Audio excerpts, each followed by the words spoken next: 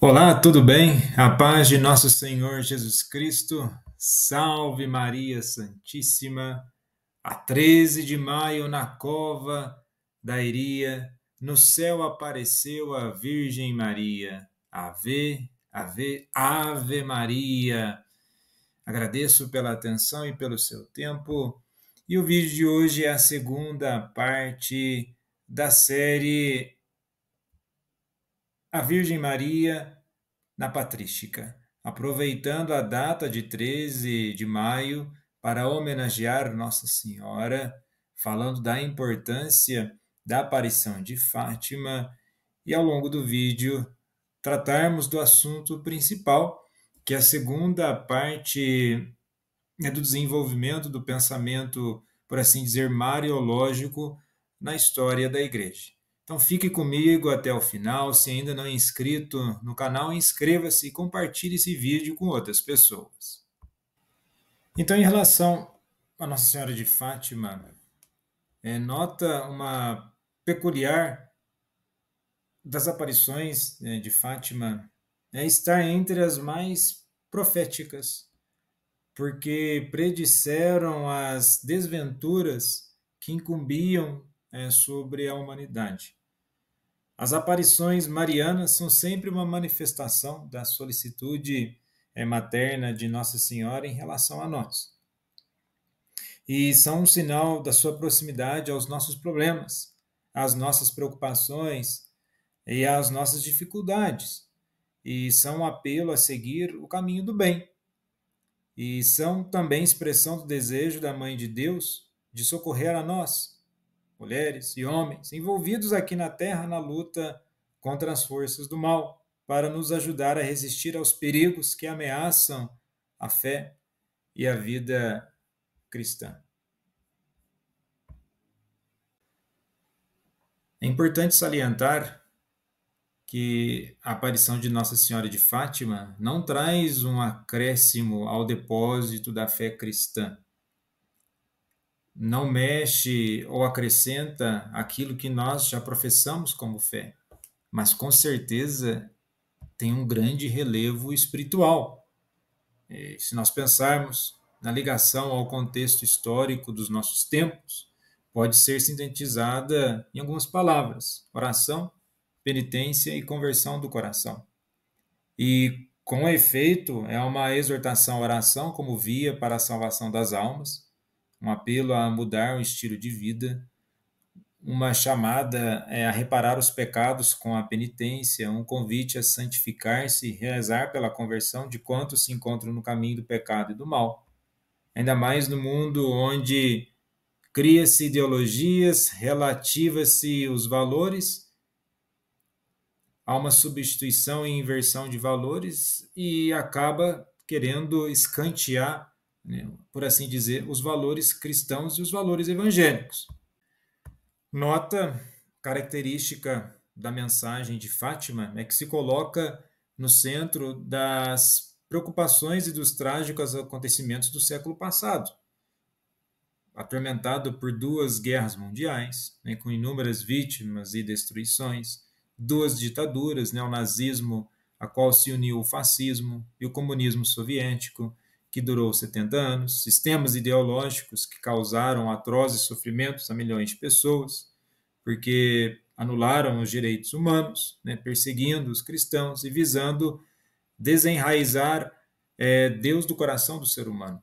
Então a luta contra Deus foi realmente grande, essa luta continua perversa e grande, há uma tentativa de cada vez mais essa desvalorização dos conceitos do próprio Evangelho, assim como da própria cultura e da verdadeira cultura cristã.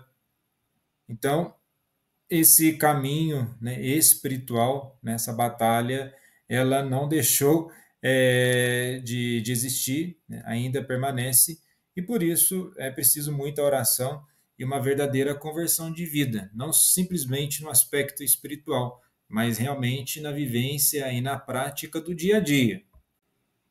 Então, agora, né, com a temática do vídeo da parte 2, a Virgem Maria na patrística, vamos para o segundo período da patrística, e aqui citando, né, historicamente alguns pontos de relevância, assim como concílios que ocorreram nessa fase inicial do desenvolvimento do cristianismo.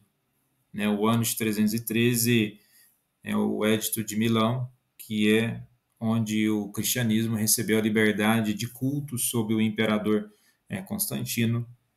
Ao cessar as perseguições externas, a igreja deparou-se com dificuldades internas surgidas pelas heresias, né, o arianismo, o nestorianismo, os pneumatômacos, o monofisismo. Eu gostaria de rapidamente só fazer um paralelo. Né? Algumas pessoas que não estudaram a fundo, né, a história da própria igreja, assim como do cristianismo, dizem que foi Constantino que fundou a Igreja Católica, mas esse tipo de literatura, ou até mesmo pensamento, é uma tentativa de desqualificar o desenvolvimento da história da igreja, tentando desqualificar a própria relevância ou elaboração da fé cristã.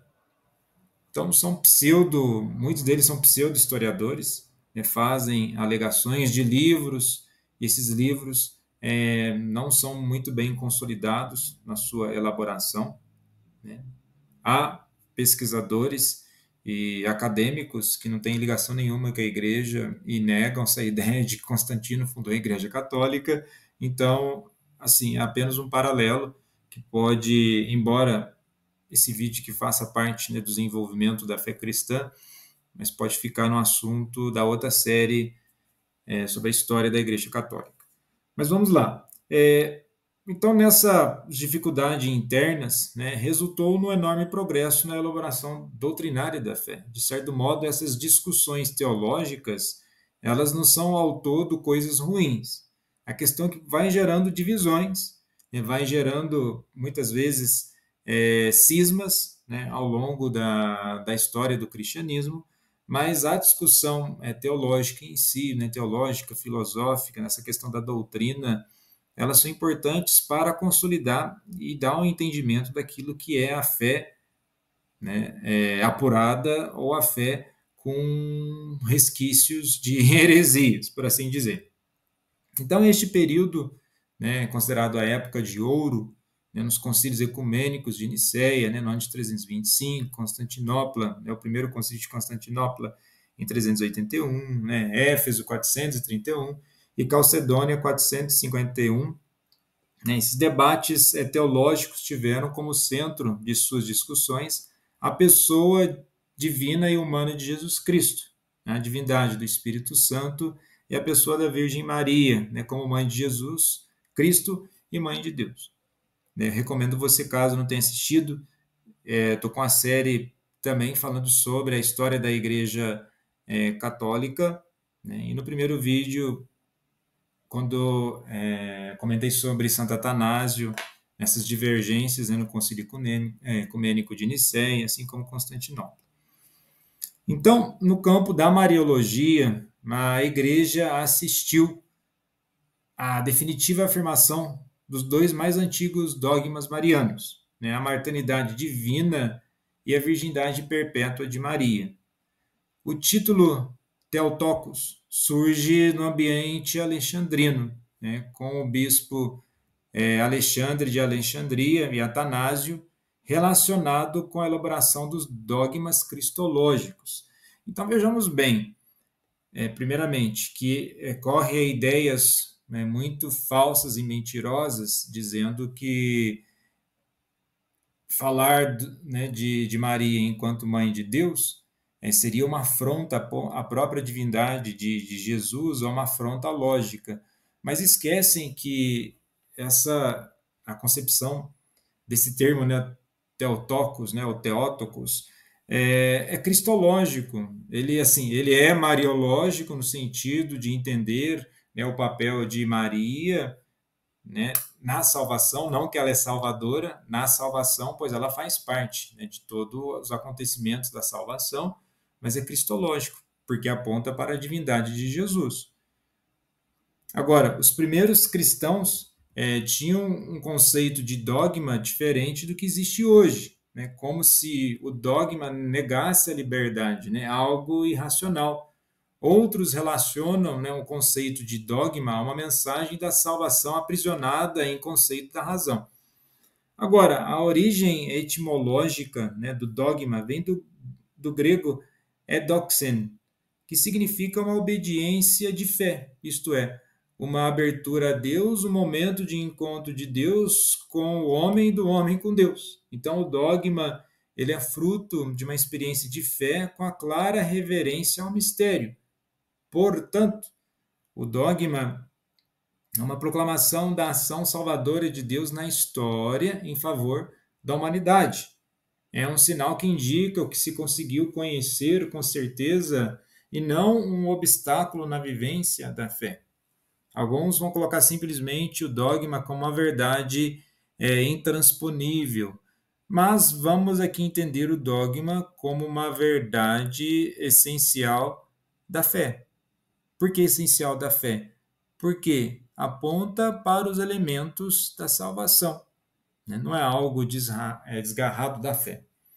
Agora, o dogma na patrística, né, o uso patrístico do termo dogma reflete o uso do helenismo clássico, né? Neste, a ideia fundamental é aquilo que parece, né, que é ser justo. Aplica-se, por um lado, em sentido mais teórico, né, uma opinião, doutrina, princípio filosófico, e, por outro, um sentido prático, decisão tomada e promulgada por uma autoridade, isto é, um edito e um decreto. E, por influência das heresias, os padres apologistas descobriram no cristianismo a verdadeira filosofia, retomando o segundo significado de dogma relacionado ao conceito de heresia, a hereses, distinguindo o dogma ou dogma dos filósofos dos dogmas dos hereges e dos cristãos. É notável como Cirilo de Jerusalém e Gregório de Nissa opõem a fidelidade ao dogma, doutrina, ensinamento, à conduta moral boa, enquanto Basílio Magno distingue a ideia de dogma ou doutrina a se considerar ainda secreta e querigma o ensino público. Então, para a compreensão dos dogmas, é necessário considerar a pregação, os textos litúrgicos, os testemunhos da devoção cristã, a geografia e a arte cristã. E essas fontes refletem a consciência de que se encontra nas bases das confissões, dos decretos e dos cânones sinodais. Assim, percebe-se que a reflexão teológica dos padres da Igreja, né, contribuiu para a elaboração de 4 dogmas sobre a Virgem Maria: a virgindade perpétua, a maternidade divina, a Imaculada Conceição e a Assunção de Maria. Dentre eles, Atanásio, Basílio Magno, Gregório de Nazianzo e Gregório de Nissa defenderam a virgindade e a maternidade divina de Maria. Então, no desenvolvimento, eles acham que simplesmente eles criaram o dogma, criou aquele conceito, né, fruto de um pensamento solto. Não é por aí, né? Não foi um pensamento desvinculado da tradição, não. É uma reflexão teológica e não é uma reflexão teológica extra-bíblica, é uma reflexão a partir daquilo que se revela nas Escrituras, mas as discussões teológicas elas vão surgindo no contexto que vai ocorrendo uma necessidade da elaboração de conceitos para que, então, aqueles entendimentos da fé eles fossem explicados e compreendidos. Vamos analisar agora o dogma da maternidade divina de Maria.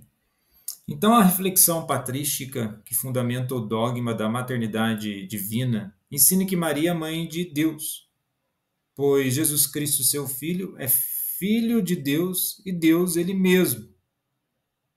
Algumas correntes de pensamento, né, fora do universo católico, né, se existe ainda correntes dentro do universo católico que pensam ao contrário, é preciso aí uma apuração da sua fé, né, um entendimento melhor daquilo que é o dogma e os conceitos atrelados a esse dogma, mas um pensamento muito recorrente no universo protestante, ele vai perguntar para você, mas onde que está escrito que Maria é mãe de Deus? Bom, vamos lá, em Mateus 1, versículo 18, foi assim o nascimento de Jesus Cristo, Maria, sua mãe. Aí você fala, mas não está escrito que é mãe de Deus. Vamos lá, Jesus é quem? Jesus é Deus. Então, se Maria é mãe de Jesus, ela é mãe de Deus, mas nós vamos ver essa questão do conceito de ser mãe de Deus, né? Não no sentido originário da essência divina de Jesus, não está dizendo isso, mas ela sendo mãe de Jesus, ela é a mãe do Deus conosco, do Emanuel, do Verbo encarnado. Não no sentido da estruturação essencial dele, mas enquanto Deus, porque se você fala que Maria, aí é uma heresia que foi combatida, né, no primeiro desenvolvimento ali da fé cristã, você está negando a divindade de Jesus, você está separando o Jesus humano do Jesus divino e tirando essas duas naturezas, dizendo que essas duas naturezas elas não se complementam. Bom, então Deus, nesta expressão, designa unicamente a pessoa do Filho. Naturalmente, Maria não é mãe da divindade de Jesus. Desde a encarnação, contudo, não se pode separar nele a divindade da humanidade. Vamos lá, Gálatas 4, versículo 4, Marcos 6, versículo 3, Mateus 1, do versículo 18, que eu já citei, João 6, versículo 42, né, Lucas 1, versículo 35, depois temos lá versículo 39, 44, e aí tem essas passagens que falam sobre essa questão, né, da humanidade de Jesus e a questão da divindade. Agora, o que nós temos que ver, né, a questão do termo, né, Maria, mãe de Deus, né, na linguagem da igreja primitiva, né, Theotokos, né, a portadora de Deus, né, o termo grego é aquela que é portadora de Deus. Maria, ela gerou e deu luz a Jesus. Então, primeiramente, chamar Maria de mãe de Deus é cristológico, antes de tudo. Isto é, a natureza essencial da teologia transmitida por esse título para Maria envolve a divindade de seu filho. Na verdade, chamar Maria de portadora de Deus diz muito mais sobre quem é seu filho, Jesus, não apenas o Messias qualquer, mas o filho do Deus vivo, que é totalmente divino. Escutei uma certa vez, assim, internet, ou assim como livros e muitas coisas, nós não temos que ler só o que nós gostamos ou o que é necessariamente essencial para a nossa fé. Nós temos que olhar outros pontos de vista para detectar ensinamentos falsos.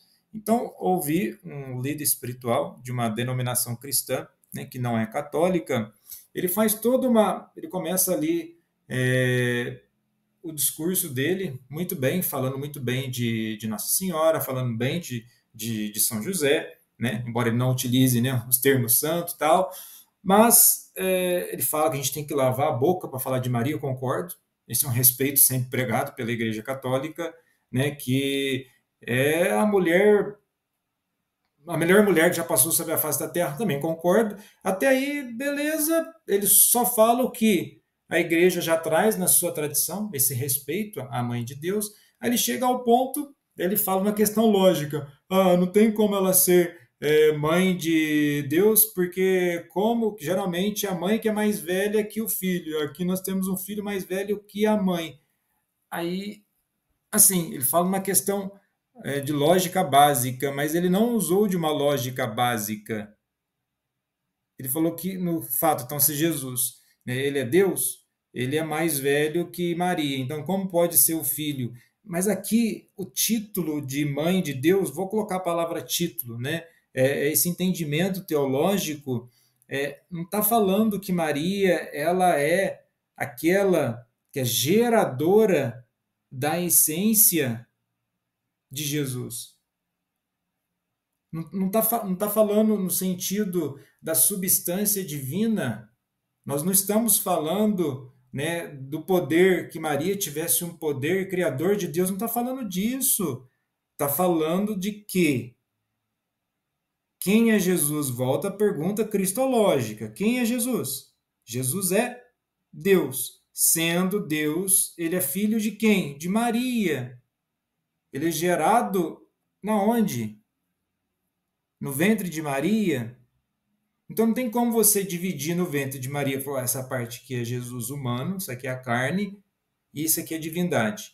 Não tem duas naturezas de Jesus. Isso aí já é uma heresia, mas parece que frutos daquilo que foi debatido há séculos atrás continua, né, e permeando aí em alguns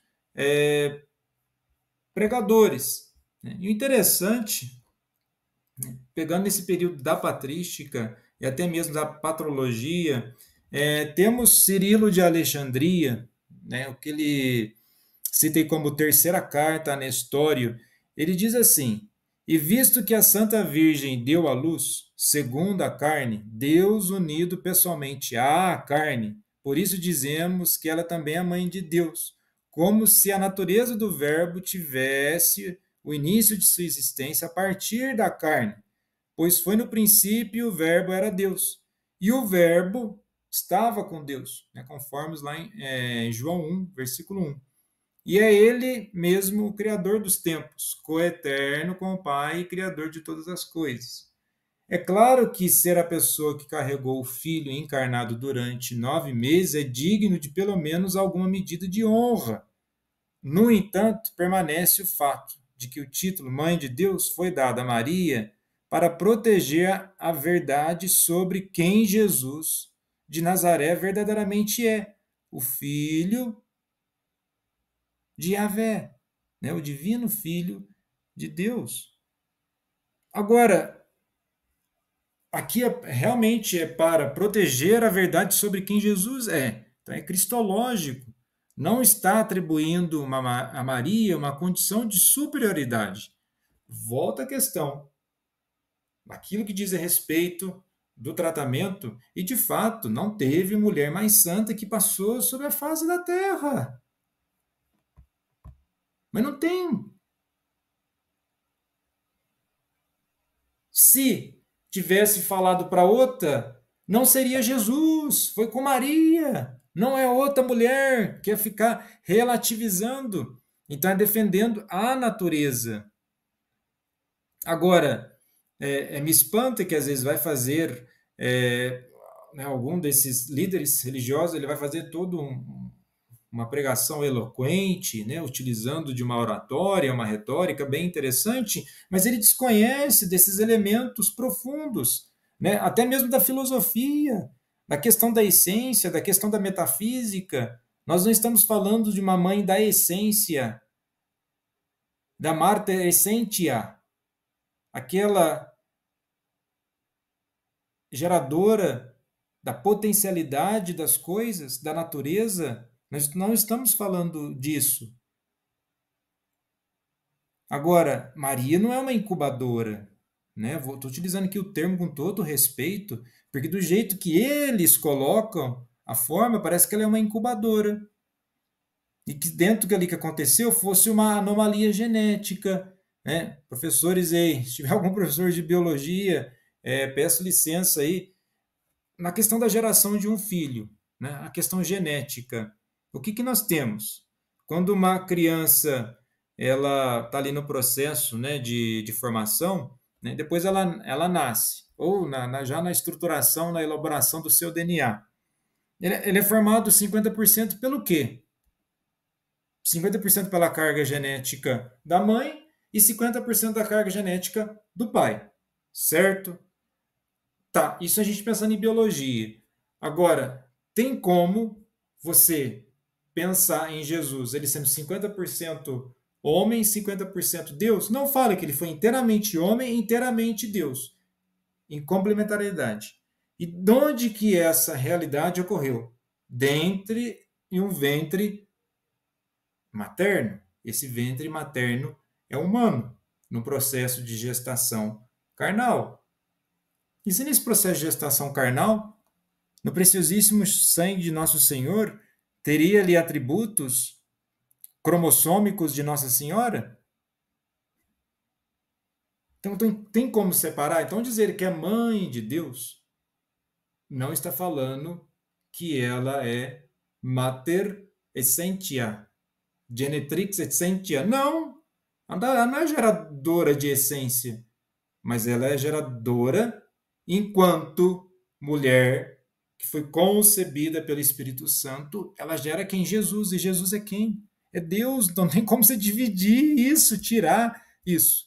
Agora, o que nós temos no desenvolvimento da patrística, o nestorianismo, que negava a maternidade divina de Maria, né, encontrou em Cirilo de Jerusalém um feroz adversário, o qual conjurou a Nestório a aceitar o título de Theotokos, né, o dogma da maternidade de Maria, que foi proclamado no Concílio de 431.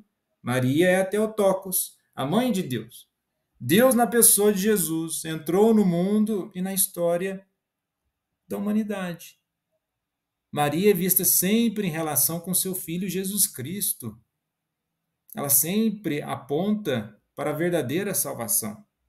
E ao dizer isso aqui, Maria não salva ninguém. Isso não é uma afronta e falta de respeito. Agora, ela certamente ela aponta para a salvação. Oh, João 2, versículo 5.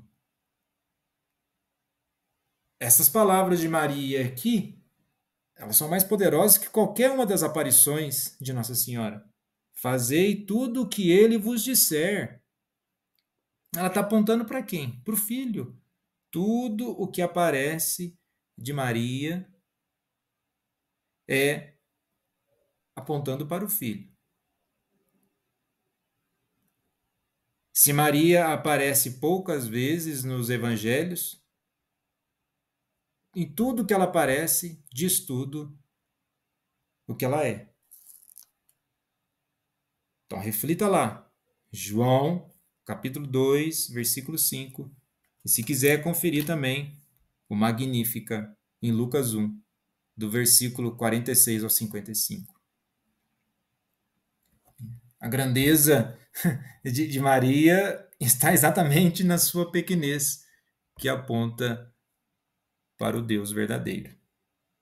Então, temos aí nessa relação, né, de Maria com seu filho Jesus Cristo, entre os protagonistas do segundo período da patrística, né, que merecem atenção, onde estão os padres capadócios, né, Gregório de Nissa, Gregório de Nazianzo, né, Basílio Magno, assim como Epifânio, né, que é o bispo de Salamina, Ambrósio de Milão e Agostinho de Hipona. Em seus tratados enraizam o conceito de mãe de Deus, né, o Theotokos na consciência cristã. Então a Mariologia alcançará seu ápice em João Damasceno,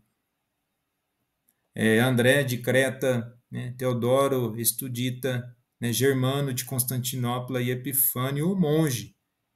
E este último escreveu inclusive um tratado intitulado A Vida de Maria. Todos eles deram uma grande contribuição à fundamentação dos 4 dogmas marianos: maternidade divina de Maria, né, no Concílio de Éfeso, em 431, a virgindade perpétua de Maria, Concílio de Calcedônia, 451, né, e Constantinopla, né, que é o segundo Concílio de Constantinopla, em 533, a Imaculada Conceição, né, a Santa e Sempre Virgem Imaculada Maria, que é o Concílio Lateranense de 649, né, e o Dogma da Assunção, né, de Maria declarada por Pio XII. Né. Este último cita João Damasceno como pregoeiro, né, da tradição. Convinha que morasse no tálamo celestial aquela que o eterno Pai desposara. Então, tratar sobre os dogmas é um enriquecimento cristológico. Qual os dogmas? Os dogmas marianos. Né? E agora aponto para as reflexões marianas, né? Ambrósio de Milão, né, que apresentou Maria como modelo das jovens que consagram sua virgindade a Deus. A vida de Maria representa para vós a imagem da virgindade. Nela refugie como um espelho a beleza da castidade, modelo das virtudes. Né? O monge Efrem, o sírio, contemplou Maria com um olhar penetrante, né? E compôs poemas a serem cantados pelas crianças. Tua mãe, Senhor, e ninguém sabe como chamá-la. Vamos chamá-la de virgem? Mas eis o seu filho, esposa, mas nenhum homem a conheceu. Se é difícil descrever tua mãe, quanto será difícil, então, te descrever? São Gregório de Nissa ressaltou a resposta de Maria, né, ao anjo como expressão do voto da virgindade que teria feito. Alegra-te, tu que tens o favor de Deus, o Senhor está contigo. De ti nasceu aquele que é perfeito em dignidade e no qual reside a plenitude da divindade. Alegra-te, tu que tens o favor de Deus, o Senhor está contigo como a serva, o rei, com a imaculada, aquele que santifica o universo, com a bela, o mais belo do Filho dos homens, para salvar o homem feito à sua imagem. E Epifânio, intransigente no que diz respeito aos fundamentos da fé, viu a Virgem Maria significada em Eva. Né? Nossa Senhora é mãe dos viventes, no mais profundo sentido da palavra, porque, obedecendo à graça, deu a luz ao que vive, a vida mesma, o Cordeiro de cuja glória como de um véu, que nos foi feito uma veste de imortalidade. Eva foi a causa da morte para os homens, antropos, porque ela, a morte, veio ao mundo, né? Romanos 5, versículo 12, porém Maria foi causa de vida. Por ela a vida nos gerou. Né? E Epifânio acrescentou ao títulos Theotokos, a sempre virgem, ou de mãe dos viventes, em oposição ao papel desempenhado por Eva. Então, falar da virgindade também de Maria no sentido, né, na questão não só, né, desculpa aqui pela palavra, numa conotação de uma relação mais íntima, né, com outro homem, mas até mesmo no contraste da questão do pecado. Né? Se uma mulher tem a questão do pecado, então a corrupção carnal, pela virgindade não ocorre uma corrupção carnal, a pureza. Né? E gostaria também de citar aqui Maria no pensamento, né, de Agostinho, no seu tratado, né, dos bens do matrimônio, né, a santa virgindade dos bens da viuvez. Né? Agostinho ressalta a virgindade, a fecundidade de Maria em relação a Cristo e a Igreja. Né? Jesus Cristo e a Virgem Maria são modelos de virgindade fecunda. Cristo é esposo da Igreja, virgem e mãe. Aí está a finalidade do seu tratado. Né? Agostinho suplica ao próprio Cristo, filho da Virgem, esposo das virgens, nascido corporalmente do ser virginal, esposo espiritual das virgens. Então, Agostinho vai denominar aí a Igreja virgem com tal insistência que supõe uma doutrina, né, firme e sólida. Porém, é necessário compreender o contexto, né, pois se refere-se ao conceito de igreja como corpo místico. isto é, a humanidade santificada por Cristo, vivendo de sua graça e fazendo um só corpo com ele. A igreja é a verdadeira cidade de Deus, né, toda animada pelo Espírito de Deus, mas a igreja também é esposa de Cristo, né, conforme temos em Paulo. É justamente por esse último título que a igreja é chamada virgem. Com frequência, ele a compara com Maria, tanto mais que também é mãe, como Maria, nossa mãe pelo Espírito. Então, quando nós temos essas dimensões, né, elas não são dimensões de adorações a Maria, né, são reflexões teológicas que apontam, né, para Jesus. Agostinho, ao falar da virgindade de Maria, né, que já tinha sido consagrada a Deus antes da anunciação do anjo, né, o que tornou a virgindade de Maria tão santa e agradável a Deus não foi porque a concepção de Cristo a preservou, impedindo que a sua virgindade fosse violada por um esposo, mas porque, antes mesmo de conceber, ela já tinha se dedicado a Deus e merecido assim ser escolhida para trazer Cristo ao mundo. A gente também não pode desqualificar simplesmente que o anjo chegou ali e a partir daquele momento as coisas aconteceram de uma forma de imposição. E o preparo, e o coração, e a vida, e a espiritualidade de Nossa Senhora. Então, o agraciamento não é só porque é a graça de Deus que ocorre na vida dela, mas e ela, enquanto pessoa, manifesta na sua possibilidade, né, de crescimento espiritual. Né? E aponta aqui também, por último, a santidade de Maria. Após a morte de Agostinho, estou falando aqui de Santo Agostinho, 430, o pensamento patrístico direciona sua atenção sobre a santidade de Nossa Senhora. Né? Então, alguns fatos antes do concílio de Nicéia indicam a sensibilidade do Oriente cristão sobre o tema que viu Nossa Senhora como a causa de salvação. O seu consentimento na encarnação redentora não foi simplesmente um fato singular, tanto que remediou a desgraça cometida por ela. Então, seu consentimento foi um ato de excepcional grandeza. Então, o consentimento de Nossa Senhora não é desligado da sua prática espiritual. Então, em diversos exemplos, se prega a santidade de Maria sem especificar a natureza íntima dessa santidade. Há um testemunho que parece sugerir que, mais uma vez, a piedade popular antecipou-se à ciência teológica. Né? Cito aqui o proto-evangelho, né, de Tiago, ali 150, 180, que é testemunha. Né? Maria é descrita como fruto de justiça. Né? O tema da pureza virginal aparece com frequência no proto-evangelho de Tiago. Né? O proto-evangelho sugere a concepção virginal de Maria e, por isso, imaculada. Aí aqui você pode falar, mas está citando o proto-evangelho que não está nas Escrituras. Vejamos bem o que eu estou dizendo no estudo, quem faz o estudo da patrística, assim como a patrologia, né?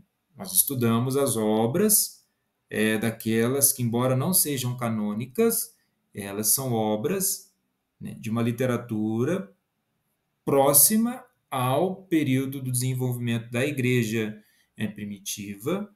Encontra-se termos, né, e esses estudos vão dizendo o quê? Que já existiam termos, conceitos existentes, né, uma prática piedosa na época que já aponta para certos entendimentos. E isso não quer dizer que só porque isso ocorre, tem que ver o que está nas Escrituras. Tá, eu estou falando que tem nas Escrituras aquilo que não pode ser anulado, certo? Em Mateus 1, versículo 18. Maria é mãe de quem? De Jesus. Jesus é quem? É Deus. Logo, e aqui eu não estou passando por cima das premissas, né? A premissa maior ou menor ou universal, aquela que é contraditória, negativa, aquela que é contraditória, positiva. Não estou passando por cima de nenhuma dessas, apenas dizendo que você não pode pegar um bisturi e separar Jesus, cavando assim, né, de uma natureza e de outra.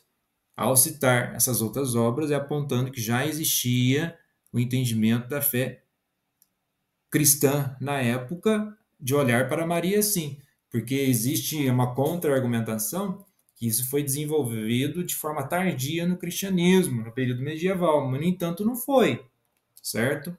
Bom, então, nessa menção, né, do proto-evangelho, o que é interessante é mostrar essa questão da virgindade, essa questão da própria santidade, né, a forma de Maria vivenciar a sua própria fé, né? Então, isso é interessante. Então, algo, né, citado, né, quando tem a concepção de Maria, como constatada como milagrosa, né, pouco mais à frente, após o nascimento de Maria, dentro dessa questão do proto-evangelho, né, colocou na boca de Ana, né, um cântico. Entoarei um cântico ao Senhor meu Deus, porque me visitastes, afastaste de mim o opróprio dos meus inimigos e me deste um fruto santo. O fruto é Maria, ela é digna da santidade de Deus.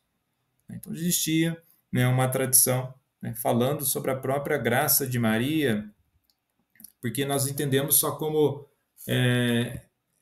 ela não tendo méritos, né? Existe sim a graça de Deus, é a graça de Deus que santifica toda a concepção, a geração de Maria, mas já existe a parte dela, porque querer negar todo o restante é desqualificar e reduzir Nossa Senhora a um papel muito vazio, né? Mas vamos lá, não é um papel vazio, ela tem uma participação na obra da salvação.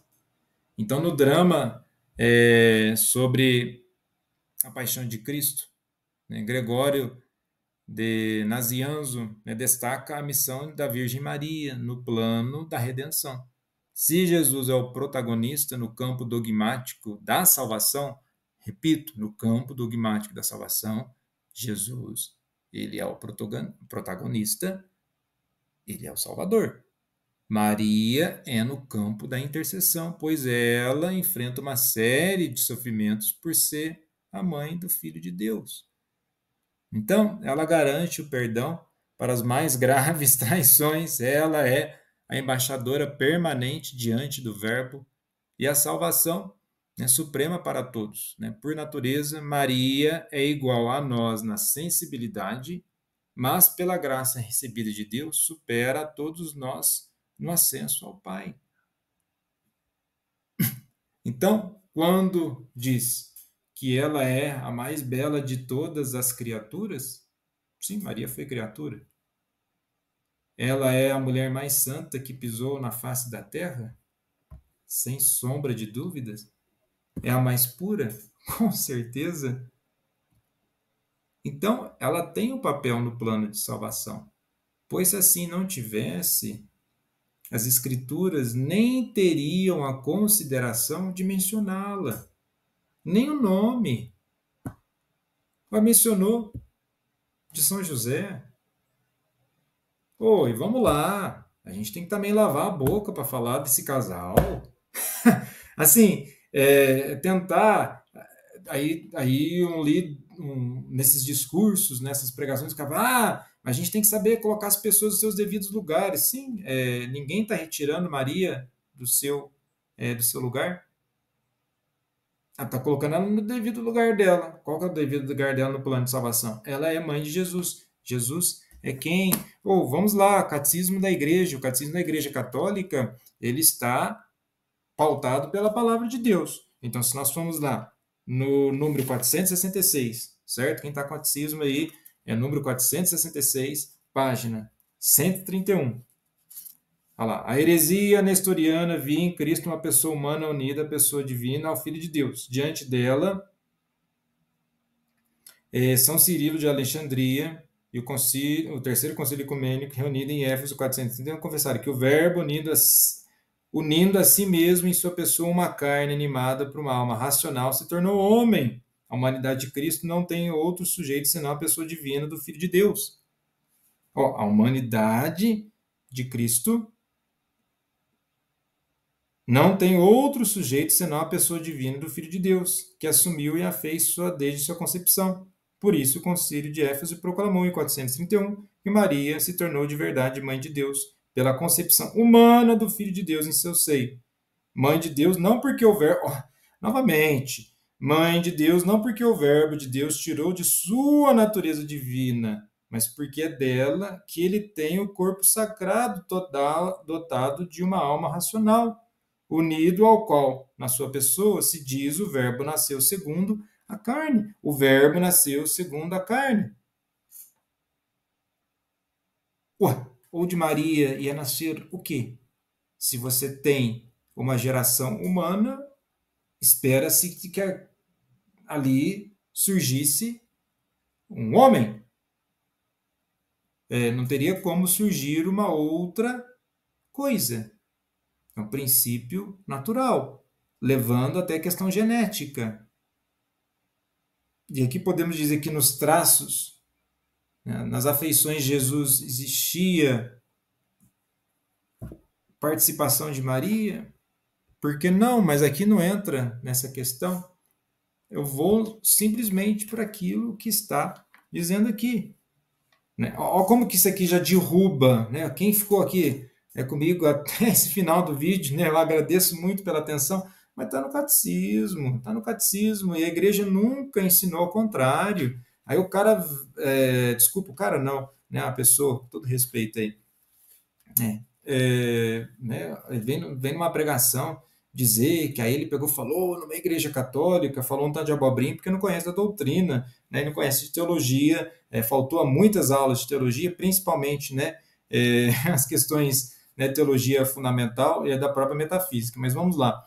Mãe de Deus, não porque o Verbo de Deus tirou dela sua natureza divina. A natureza divina de Jesus não foi tirada de Maria. Logo, o cara dizendo, né, a pessoa dizendo, olha, como pode o filho ser mais velho que a mãe? Não está dizendo que Jesus tirou a sua natureza divina de Maria. Mas para ele ter nascido, ele precisou passar pelo corpo humano. E sendo o Verbo encarnado, esse Verbo encarnado sendo Deus, Maria é mãe de Deus, não no sentido de substância geradora de vida, mas, vamos lá, porque é dela que ele tem o corpo sagrado, dotado de uma alma racional, unido ao qual na sua pessoa se diz que o Verbo nasceu segundo a carne. É isso que a patrística, e assim, o próprio entendimento teológico que foi desenvolvido. Não é desenvolvido ao contrário. Então vamos lá, Mateus 1, versículo 18. Foi assim o nascimento de Jesus Cristo. Maria, tantã, sua mãe. Assim, vamos lá, em Lucas 1, versículo 26 ao 28. No sexto mês, Deus enviou o anjo Gabriel a Nazaré, cidade da Galiléia, a uma virgem prometida em casamento, a certo um homem chamado José, descendente de Davi. Você fala, até aqui não está mencionando o nome de quem é. O nome da virgem era Maria. Então, assim, está escrito. Aí você fala assim, mas o conceito não está aí. Mas vários dos conceitos teológicos e dos entendimentos daquilo que está na Sagrada Escritura, eles vieram ao longo da história, né, na luz, sim, pelo Espírito Santo, do próprio entendimento da preocupação desses grandes homens do começo da igreja que conseguiram, né, entender, trazer esse entendimento. Como eu mencionei no início, foi fruto de muita discussão, né? Esses conflitos, esses embates teológicos serviram, né, grandemente para, né, a elaboração e fundamentação, né, de todos esses conceitos teológicos.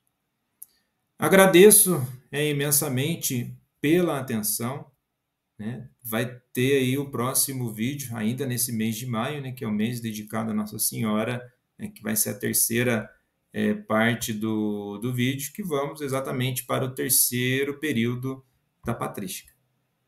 Novamente, né, agradeço pela atenção. Nossa Senhora de Fátima, rogai por nós, para que sejamos dignos das promessas de Cristo. Paz e bem.